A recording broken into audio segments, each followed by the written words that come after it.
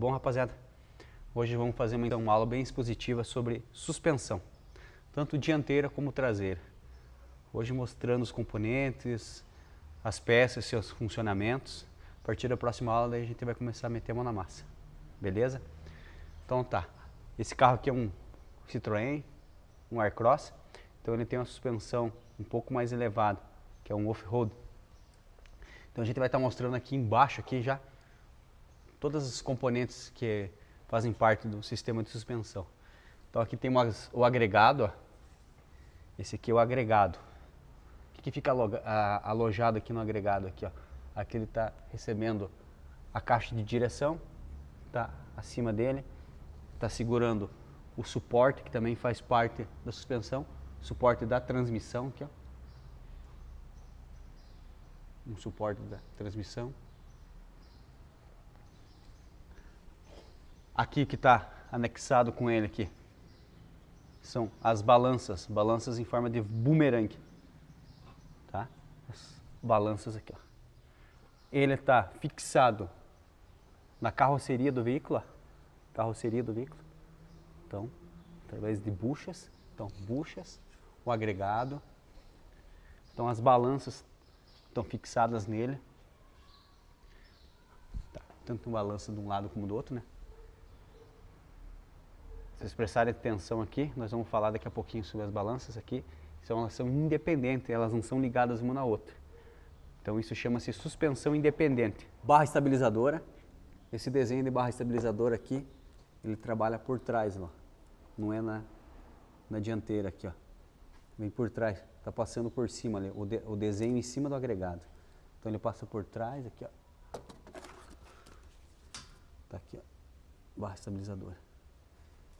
Então esse é desenvolvido pela engenharia, cada um tem um desenho e um local a ser colocado, estipulado pela engenharia quando é fabricado. Barra estabilizadora, bieletas. Bieletas são ligadas geralmente na barra estabilizadora, ou ela é ligada em algum outro componente da suspensão e ligada no amortecedor, lá em cima lá. Se puderem olhar lá, está ligado lá na torre do amortecedor. Torre do amortecedor.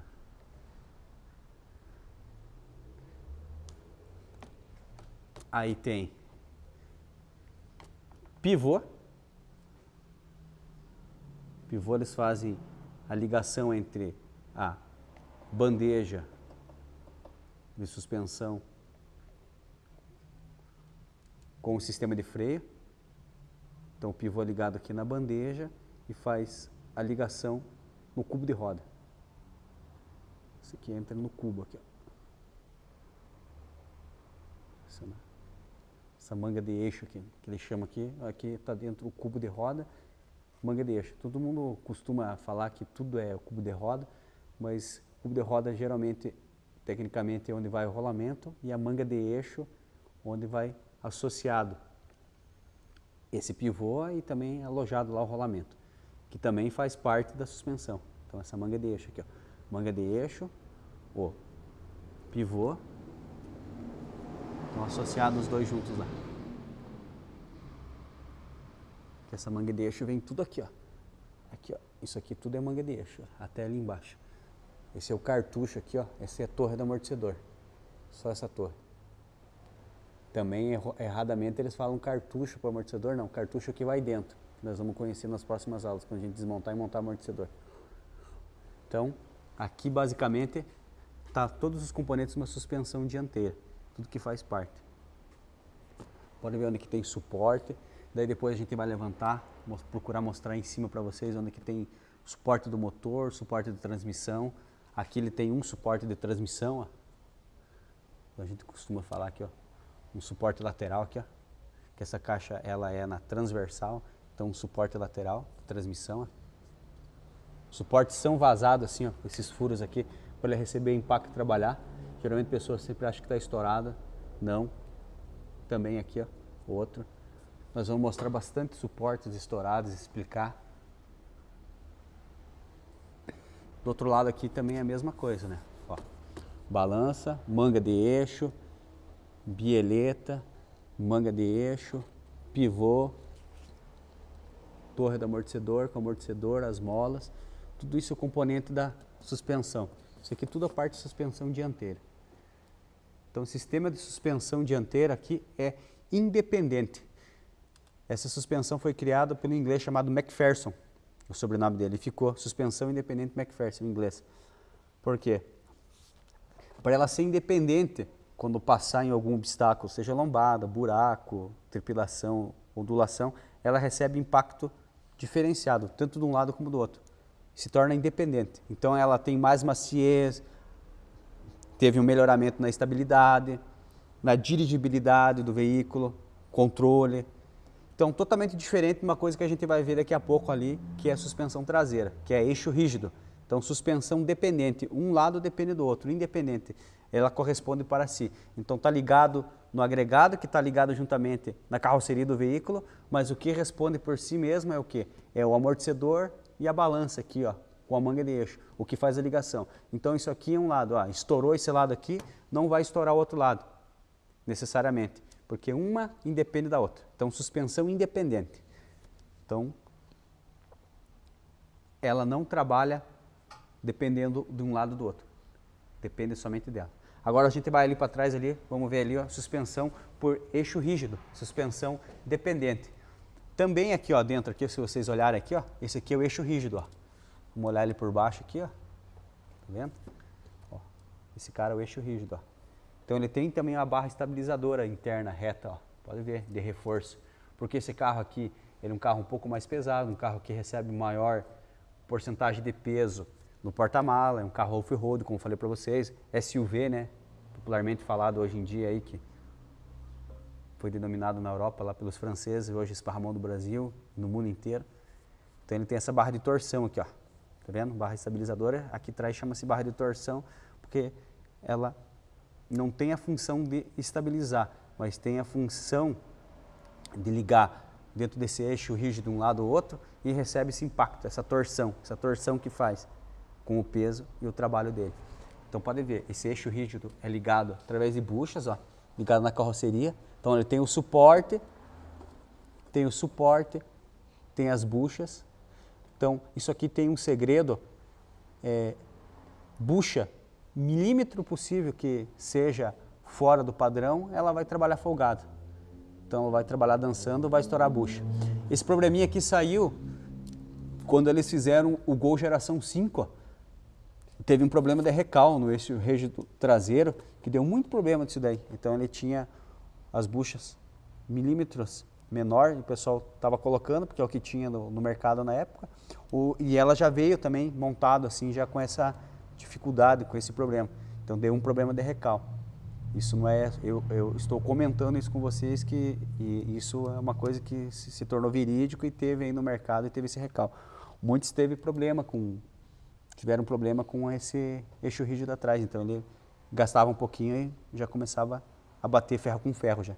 Que daí trabalha ali, é borracha ali dentro. A gente vai ver como é que são as buchas desmontadas nas próximas aulas.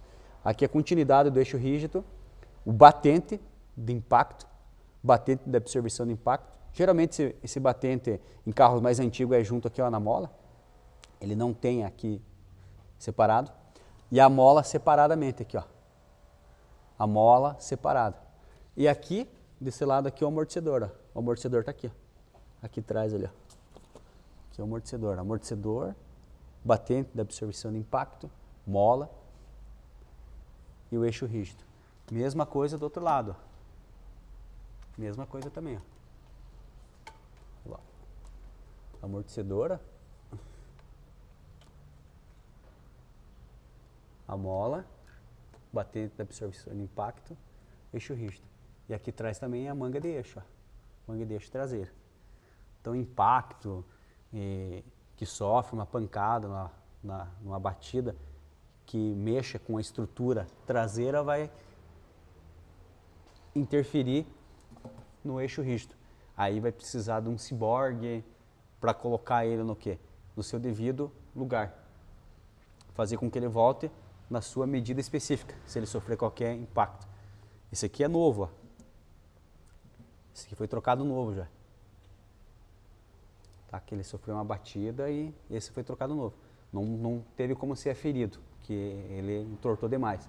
Mas quando tem pequenas intervenções que consiga voltar ele através de um equipamento chamado Cyborg, voltar ele na sua medida inércia, daí é todo um gabarito que é colocado nele, de medida específica e medida específica dele, na estrutura de comprimento e largura do carro, aí você consegue fazer com que ele volte para o seu funcionamento normal, mas senão daí só substituição, como foi feito isso aqui, ó. Esse aqui é novo, foi substituído.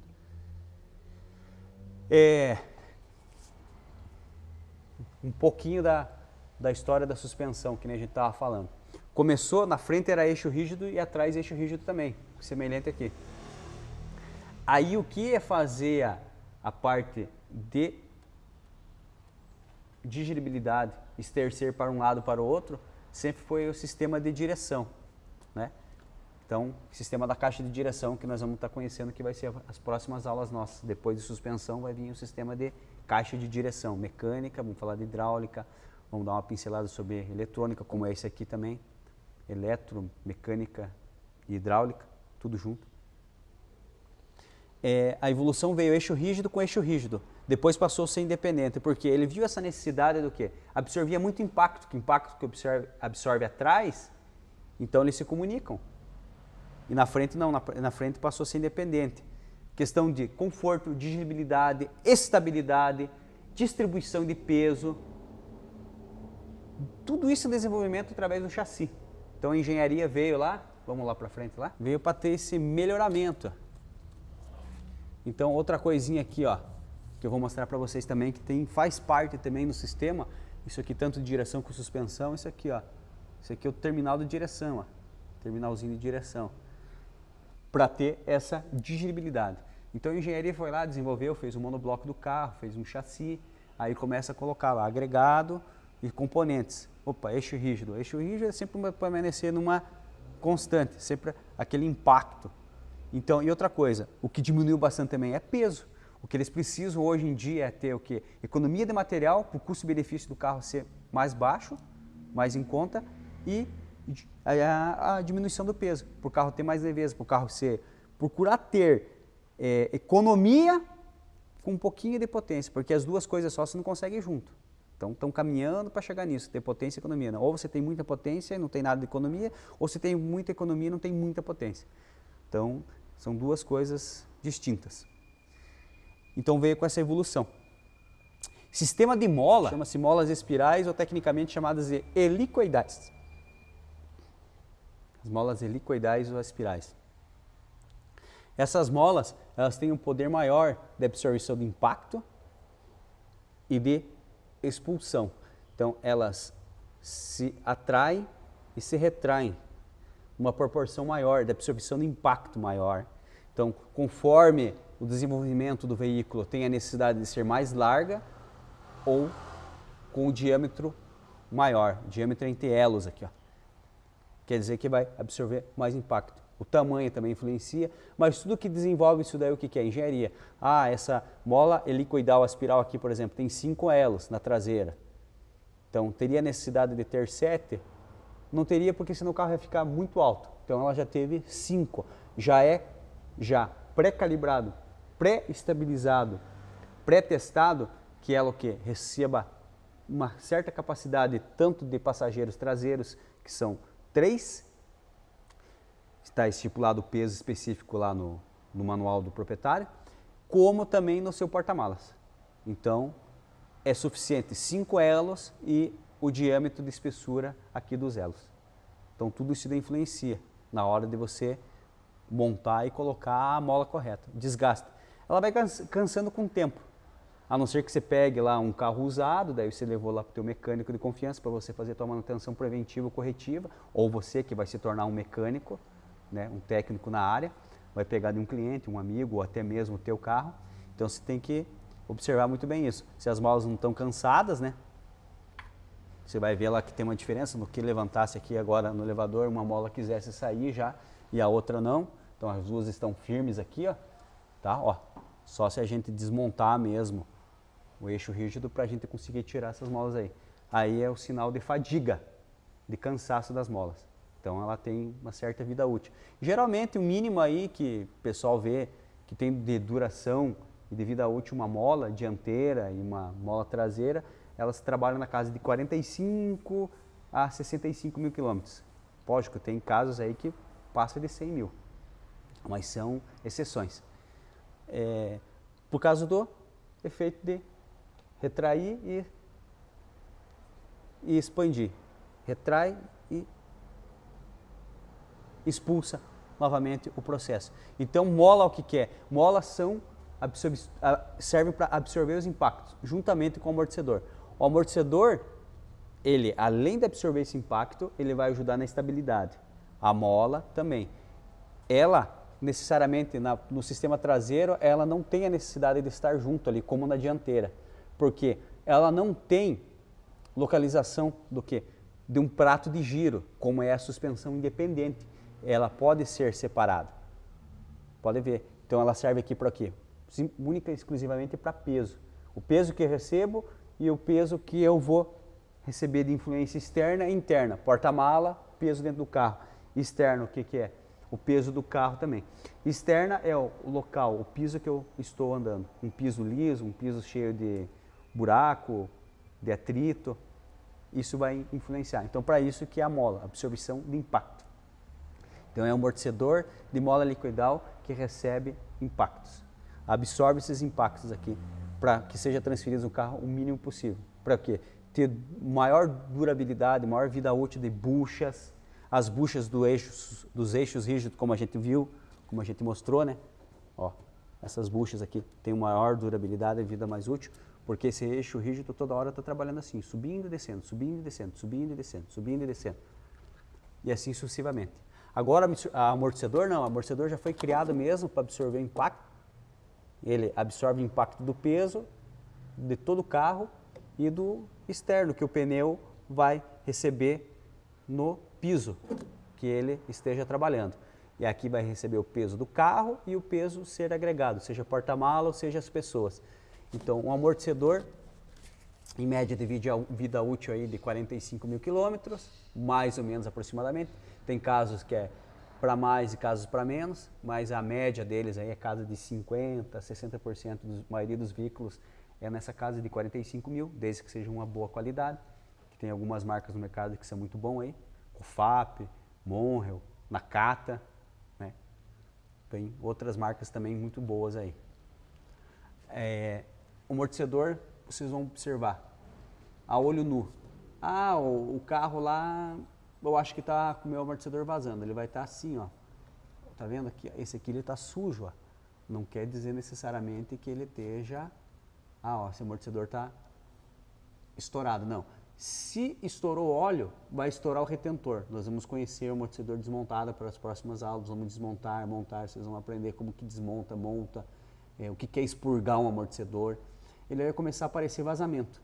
Então vai estar escorrendo o óleo interno do amortecedor. E a gente vai mostrar como que funciona dentro, uma válvula dentro desse amortecedor. Ele expele esse óleo para fora. Ele vai começar a escorrer o óleo aqui. E você vai começar a sentir que tem batida seca, tanto na dianteira como na traseira. Se esteja estourado o amortecedor dianteiro, seja estourado o amortecedor traseiro. Então ela vai começar a ter batida seca. Uma batida bem seca. E não vai estar absorvendo tanto impacto. Daí tem outro teste tradicional, que os mecânicos antigos costumam fazer, que é o quê? O solavanco no carro. Você abaixa o lado ali da carroceria do veículo, seja dianteira ou na traseira, faz aquele solavanco no carro aqui. Ó. Então essa é a maneira mais tradicionalzão que todo mundo faz. Ó. Então você vê que o amortecedor ele vai e está respondendo. Ó. Só que tem um detalhe, procure sempre fazer como o freio de mão solto, o freio de estacionamento solto, tá? Que você vai estar soltando as lonas e vai estar aliviando esse atrito que está nas rodas, então vai fazer com que o carro tanto vá um pouquinho mais para frente ou para trás e vai estar liberando um processo maior de peso aqui em cima do amortecedor. Essa lógica é a lei da física. Então tá aqui, ó. Então estou respondendo. Eu fiz isso, ele fez como um barco, ficou balançandão, ou foi e não voltou mais, já está totalmente estourado. Pum, foi e já não voltou mais. Então, como se ele descesse aqui, a câmera vai pegar aqui, ó, como se ele descesse aqui e não voltasse mais. Ou se ele fosse e fizesse como a onda do mar, a moralinha, que a gente costuma falar. Também amortecedor estourado. Ó, esse outro aqui, um Celta também, ó. Esse aqui tá com os amortecedores estourados, ó. Ó lá.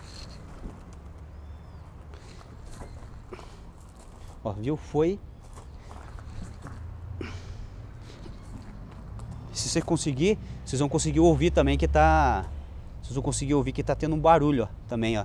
Já do amortecedor seco, já sem óleo, ó. Esse rangido aí, ó. Então, voltando lá, sistema de absorção de impacto. Então, molas aspirais, ou tecnicamente mais conhecido como helicoidal. Daí tem a barra de torção aqui, ó, que também é considerada uma mola. Isso aqui, ó, é mola de torção. E tem a conhecida nos caminhões e utilitários, que daí são feixes de mola. Eles são presos através de borrachas e eles vão se gastando, e aí começa a trabalhar ferro com ferro. Aí chega a hora de você ter que fazer a substituição. Feixe de mola, mesma coisa, só que o poder de absorção dele, por eles serem maiores, para peso, para carga, é maior. Então, por isso que já é utilizado em caminhões, utilitários, vans. Então, feixes de mola. Pensou em feixe de mola, já pensou em carga. Mola aspiral, helicoidal, conforto, estabilidade, veio para melhorar, fazer essa distribuição. E barra de torção ajuda também na estabilidade, impacto e absorção. O sistema de molas de torção que existia no Fusca, Brasília, Variant, não era tubular, assim, ó, como vocês viram aqui, ó. Eles eram assim, ó, várias chapas, ó, como essas aqui, ó. Tá vendo? Essas aqui foi até transformada numa talhadeira, ó. A maioria dos mecânicos utiliza como uma ferramenta depois. Então isso aqui é feixe de mola, isso é aço, aço rápido.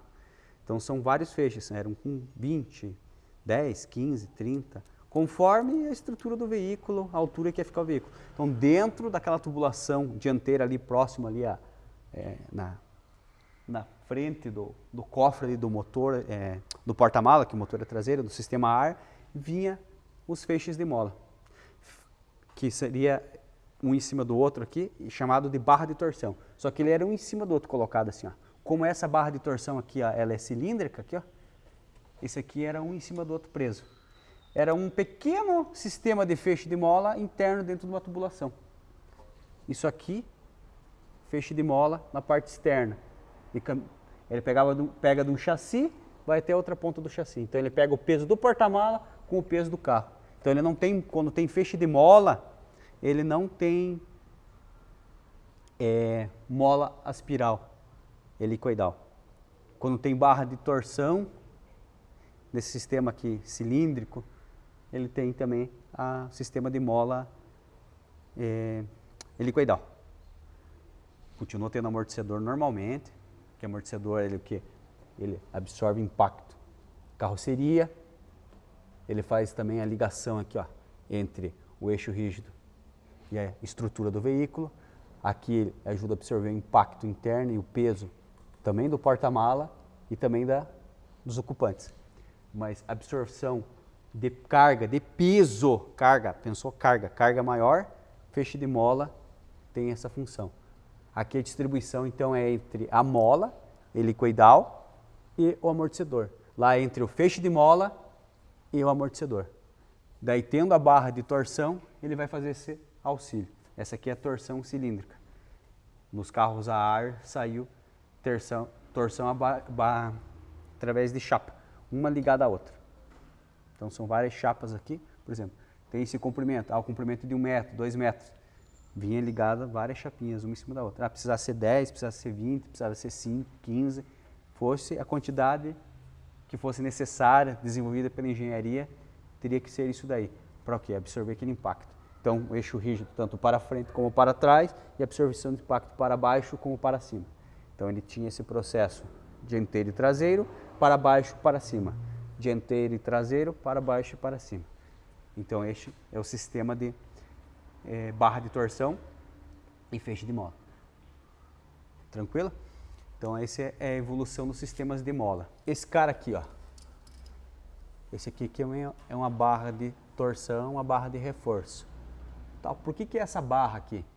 Essa aqui, popularmente, vocês ouviram falar lá que o sistema da linha de suspensão que saiu no carro chamado Escort, da Ford, na década de 80, ele abria a suspensão, o carro era muito passarinheiro. É porque ele não tinha balança, ele tinha barras de torção. Então, pense nessa barra de torção ligada aqui no agregado e ligada direto aqui na parte de uma manga de eixo. Então, isso daí ele fazia o quê? Absorver o impacto que ele recebia, interna e externamente, do próprio peso do carro, fazendo esse trabalho e fazer essa ligação. Só que a estrutura era muito precária. Então, o impacto, a absorção do peso do próprio veículo era muito grande, contando com mais a carga, mais os ocupantes, a tendência dele era abrir a suspensão, porque ele não tinha esse reforço. Por exemplo, ó o tamanho de uma balança bumerangue aqui, ó a estrutura dela. Então ela vem alojada aqui num suporte no agregado e juntamente com o agregado ligado na carroceria. E ligado aqui através da manga de eixo, através do pivô. Então essa evolução aqui é muito, 1000 vezes melhor. Isso na década de 80 ali saiu com essa barra de torção. Minha Fiat também saiu assim. Primeira família do Uno, Premio, Elba, Fiorino, Uno, ela também é uma barrinha de torção. Então é muito frágil. Então a barra de torção, o nome já diz, torcer tanto para um lado como para o outro, e tanto para cima e para baixo, com a barra de torção traseira como a barra de torção dianteira. Isso aqui é uma barra auxiliadora de torção que faz com que esse agregado não tende a rasgar, popularmente aqui rasgar, abrir. Ele faz um auxílio nesse contrapeso, é uma barra também chamada de contrapeso pelos técnicos, fazendo o quê? A ligação de um lado do outro aqui, ó, do agregado. Então ele faz esse auxílio, tá? Em questão de peso, de carga, do próprio motor, da própria transmissão, os próprios suportes também, que já são pesados, e o próprio agregado. Então ele faz esse auxílio. Por quê? Primeira coisa, se vocês olharem aqui na questão de estamparia, quando está lá na montadora, na parte de chassi, pode ver, o agregado ele é oco, ó, ele não é maciço. Por quê? O que é pensado hoje nos veículos? É custo-benefício. Então você tem que ter custo-benefício. Então ele não é mais maciço. E ele não pode ser maciço porque eu acho muito caro. E outra coisa, vai ter muito peso. Ah, poderia ser de alumínio? Poderia, mas primeira pancada empenaria. Aí é substituição constante, constante. Gabarito constante. Então ele é aço, ó, chapas em U, chapas de aço. Então eles são somente ponteados aqui, ó. Olha, pode ver aqui, ó a abertura que ele tem ali, ó, como eles são ponteados, ó. Tudo isso aqui é ponta de solda. E todas essas pontas de solda aqui, quem determina hoje são todas as mãozinhas do robô lá, quando está sendo montado. Porque cada ponto de solda aqui, ele tem que ser extremamente correto, e nos seus locais corretos aqui, para quê? Para não sofrer impacto depois na estabilidade. A estabilidade do agregado, porque esse agregado aqui ele é montado na linha de montagem lá e é testado, peso sobre ele, porque ele não possa começar a aparecer o quê? Pontas aqui, ó, de ruptura. Senão ele vai começar a romper aqui, ó, vários pontos de solda, vários pontos de solda, vários pontos de solda, vários pontos de solda. Então ele é uma chapa embaixo, uma chapa em cima, aqui, ó, pode ver, ele é desenhado, ó. Então veio lá o desenho da engenharia, depois vai para a estamparia e começa a ser formado ele, ó. Vai para a dobradeira, dobra, faz o desenho, pode olhar. Olha aqui no meio, aqui, ó, a parte do meio dele. Então é por causa disso. Por ele ser oco, porque ele ser soldado com o tempo, com o peso do próprio carro, com o peso que é colocado a mais no carro e pelos obstáculos que o carro passa todos os dias, pelas estradas, esse carro vai recebendo um maior número de impacto. Então vai fazendo com que o desgaste vai surgindo, Ah, mas vai tendo um desgaste de solda? Não desgaste da solda, o desgaste de estar trabalhando. E também de uma manutenção, né? vai acontecer lá, cada certo tempo, estourou uma bucha. Por quê? Não trabalhando ferro com ferro, não é o ferro ligado direto no chassi, ó. Pode ver, tem buchas, ó. Isso aqui são buchas. Buchas internas e buchas externas. Como está tendo aqui na balança, aqui, ó. Se vocês puderem observar aqui, ó. Olha ali, ó. Ó, bucha aqui, ó. Isso aqui é uma borracha, ó. Tem o ferro, mas tem borracha lá dentro, ó. Aqui a câmera pegar aqui de frente que vai pegar melhor, olha. Ó. Esse aqui é da balança, esse aqui é o agregado. Esse parafuso está passando direto aqui, ó. É numa bucha ali, ó. Uma bucha de borracha. Tá? Tem um macete que a gente vai explicar também, como montar sempre uma bucha. Então essa barra ela faz essa ligação. Então esse auxiliador, para quê? Para esse trabalho, esse peso que a gente está recebendo. Então isso aqui não tende a querer ceder. Então pela lógica, receber o peso, ele tem esse desenho aqui, ó, indo para o assoalho. A tendência dele é querer descer. Indo para o assoalho, a tendência dele é querer descer. O que faz o quê? Essa barra de torção, essa barra auxiliadora, essa barra de contrapeso. Então ela tem todos esses nomes. Então ela faz uma barra, também uma barra estabilizadora. E vai estabilizar um lado e o outro do agregado. Aí falando agora da própria barra estabilizadora, aqui ó, como a câmera pegou aqui para vocês, né? A barra estabilizadora aqui ó. O nome já diz. Qual é a função de uma barra estabilizadora? A barra estabilizadora, ela acompanhou aqui ó, o desenho do carro, pode ver ó. Se você pegar aqui por trás agora aqui, você vai ver aqui ó. Ó, ela está pegando o desenho do carro ó. Aqui ó, ali, vai passar por cima da caixa de direção e vai fazer o outro desenho. Por que a barra estabilizadora tem essa função? Acompanhar o desenho. Então quando é feito lá na engenharia também, o desenho, eles vão pegar na frente. Opa, tem que ter uma ligação de um lado para o outro. Ah, vai influenciar na questão da dirigibilidade da suspensão? Vai. Não vai se tornar um eixo rígido? Não, de maneira nenhuma. Porque a suspensão independente está aqui, ó. Tem uma balança e tem outra balança. Essa barra estabilizadora, o nome já diz, manter a estabilidade do veículo. Não deixar com que você esteja dirigindo o veículo, ele queira puxar para um lado ou puxar para o outro. Se isso começar a acontecer, vai ter problemas de substituição, problemas em componentes, que são componentes o quê?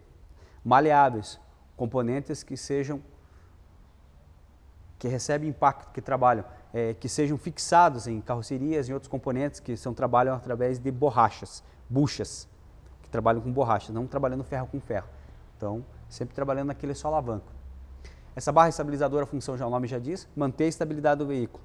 Então, popularmente dito, ele não deixa com que o carro perca a estabilidade na dianteira. Então, você vai manter sempre em linha reta, pneus estão calibrados, rodas estão balanceadas, o carro passou por cambagem, caster, está perfeito. Nessas aulas de suspensão vão ser as últimas aulas que a gente vai explicar sobre o que é um caster, o que é uma cambagem, sobre tudo isso, o que é uma divergência, o que é uma convergência. Tudo isso está perfeito no teu carro, porque quem está auxiliando é a barra estabilizadora. Então ela foi gabaritada, ela foi feito esse desenho para ser assim. Se fosse reto, teria utilidade no desenho do carro? Não. Dificilmente vocês vão ver uma barra de estabilizadora reta, ela vai acompanhar. Se vocês olharem lá na linha da Ford, da linha da Fiat, aqui ó, a câmera vai pegar aqui na frente aqui ó, a barra estabilizadora vem aqui na frente ó, ela faz o desenho do bigode que a gente costuma falar aqui ó, da alma aqui ó, do para-choque e descendo até aqui ó, ela vem embaixo aqui ó, das barras de torção. É a barra estabilizadora, linha Fiat lá, a família Uno e o Escort lá, alguns outros modelos também, é aqui na frente. Ó. Então fazer o quê? Que tenha estabilidade na frente, que compense. Quando corta aquele ar, aquele vácuo da velocidade que o carro está se locomovendo, esteja cortando ali, esteja distribuído. Isso é física. Isso é física. E se vocês se aprofundarem mais, quando vocês forem fazer engenharia, vocês vão ver lá, em testes de envasamento, de fabricação de chassi, eles falam testes de envasamento. Testes de envasamento é o quê? Você testar afinco, a último grau, a última instância, todos os componentes e sensores de um chassi. Freio, suspensão, direção. É a mesma coisa que é utilizado para motor, é utilizado para transmissão, então cada um tem os seus processos. Então ele mantém a estabilidade no carro. Popularmente dito pelos mecânicos, ele não deixa o carro rasgar. Sem uma barra estabilizadora, o carro não tem controle, porque como é independente, a suspensão, vai querer para um lado, vai para o outro. Ah, mas eu tenho a caixa de direção lá, Fabiano. Eu estou controlando através de direção. Correto, você está controlando o volante. Mas os demais componentes aqui, eles estão recebendo a tua comunicação através do volante, através da barra, dos braços de direção, a caixa de direção, então as rodas vão se comunicar, perfeito. Mas quando você tem alta velocidade, começa a atingir uma certa velocidade, a partir ali de 40, 50, 60 por hora, que você necessita ter uma estabilidade do carro, essa compensação, você vai sentir que o carro vai começar a vibrar, o carro vai querer arrastar, então ele fica louco. O chassi quer sair da carroceria, a carroceria quer sair do chassi, então como se fosse popularmente o carro querer rasgar. Então a função da barra estabilizadora é muito importante. Se você tirar uma barra estabilizadora e vai andar com o carro agora aqui, você pode tentar rodar aí 50 km, você não consegue rodar. Já vai começar a ter arrastada de rodas, comer pneu. Ele pode comer o pneu internamente, como pode comer o pneu externamente. Então ele influencia em quê? Em todas as medidas que foram calibrados, pré-fabricados desse veículo. Então foi lá determinado que tem que ter tanto de chumbo lá numa roda, o pneu com tanto de calibração, a pressão em cada pneu, aí determinado o desenho dos braços de direção, o desenho dessa caixa de direção, o desenho dessas balanças, o desenho desse pivô, a localização dessas bieletas. Ó, tem bieletas que são dianteiras, bieletas que são traseiras, as bieletas aqui. Ó. Então tudo isso, o desenho para qual foi feita essa barra auxiliadora de torção, o desenho para onde foi colocada a própria barra estabilizadora. Então ela influencia muito. Então ela faz o aferimento dessa estabilidade. Barra estabilizadora, o nome já diz tudo. Então nunca mais esqueçam disso. Falando aqui das nossas bieletas. A bieleta serve para absorver o impacto recebido também lá entre o amortecedor lá, ó, e tá ligado aqui na tua barra estabilizadora. Pode ver, ó, ele tem uma ligação lá. Então tá girando para um lado, girando para o outro, então ele recebe essa informação, essa comunicação de estercer o veículo para um lado e para o outro. Barra estabilizadora também recebe impacto. A principal função dela, ela foi criada única e exclusivamente mesmo para amortecimento. Então, você pegou a barra estabilizadora, guarda-pó estourado, você vai desmontar, vai ver que o guarda-pó está estourado, vai ver batendo na mão, tac, tac, tac, ferro com ferro, que vazou a graxinha que tem aqui, tanto lá em cima, pode substituir inteira. Ela foi feita mesmo para estourar. Única e exclusivamente a comunicação barra estabilizadora com a torre do amortecedor, para quê? Saber qual lado está estercendo, qual lado eu tenho que estar ajudando a aferir essas medidas, e feito para única e exclusivamente estourar. Então, as bieletas têm essa função. Aqui na frente, sistema de amortecedor e mola já é diferente, ó, é unido no prato. Ó. Tem o prato inferior e o prato superior. O prato inferior está junto já no cartucho, na torre do amortecedor. Mola aspiral ou helicoidal, o nome técnico falando.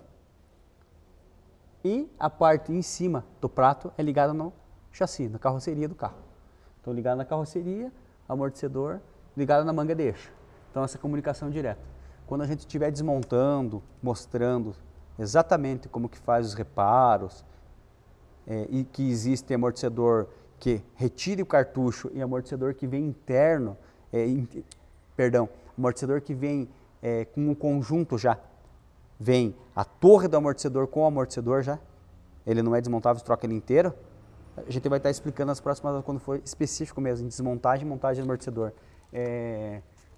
Como que funciona o amortecedor, o que é expurgar um amortecedor, tanto dianteiro como traseiro. As amortecedoras dianteiras, o processo de manutenção corretiva e preventiva é um pouco mais demorado que os traseiros. Depende dos modelos, mas em média 99% é assim. Porque os componentes que estão em volta nele são maiores, né? E os traseiros ali são menores. Então a gente vai estar, ó, pode olhar aqui também, ó, na frente aqui, que aqui não vai aparecer muito aqui para vocês por baixo aqui, mas geralmente tem mais suportes, ó.